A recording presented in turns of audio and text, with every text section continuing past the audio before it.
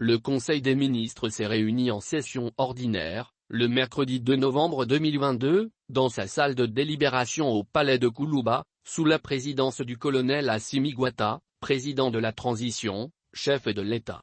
Au chapitre des mesures législatives et réglementaires 1.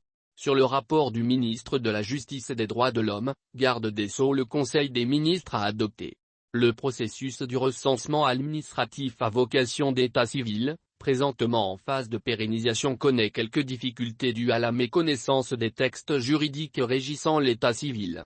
Ces difficultés ont occasionné des situations de non-conformité entre les données du recensement administratif à vocation d'état civil et les informations contenues dans les documents d'identité ou de voyage détenus par une même personne. La quasi-totalité de ces documents d'identité ou de voyage sont subséquents à des jugements supplétifs d'actes de naissance rendus au profit des personnes déjà enrôlées au niveau du recensement administratif à vocation d'état civil.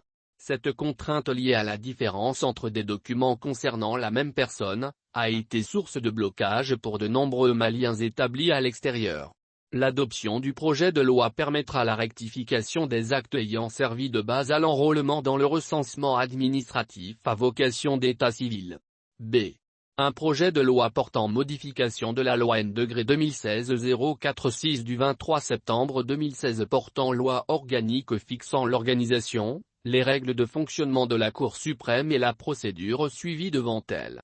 La loi N-2016-046 du 23 septembre 2016 a montré quelques insuffisances qui méritent d'être corrigées, notamment en son article 8 qui dispose que la cessation définitive de fonction d'un membre de la Cour suprême entraînant la perte de qualité de membre résulte.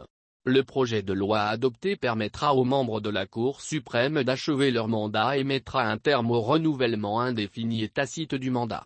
2.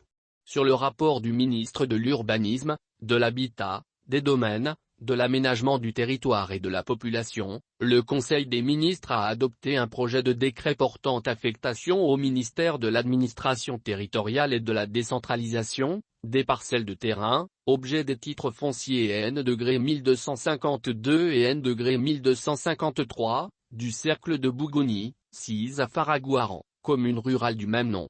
Les parcelles, de superficie respective de 202 hectares 78 ar 31 centiares et 291 hectares 41 ar 88 centiares, sont destinées à satisfaire les besoins de réhabilitation du village de Faragouaran.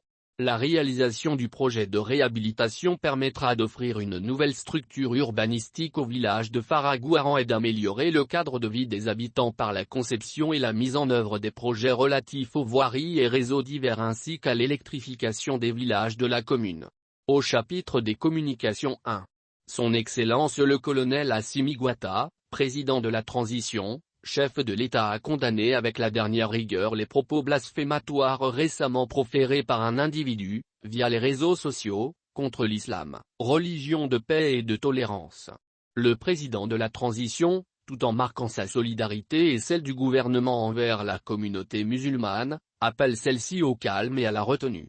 En outre, il a instruit le ministre de la Justice et des Droits de l'Homme, garde des Sceaux et celui de la Sécurité et de la Protection civile, de tout mettre en œuvre pour appréhender l'auteur de ces propos blasphématoires contre l'islam, ainsi que ses complices, afin qu'ils répondent de leurs actes.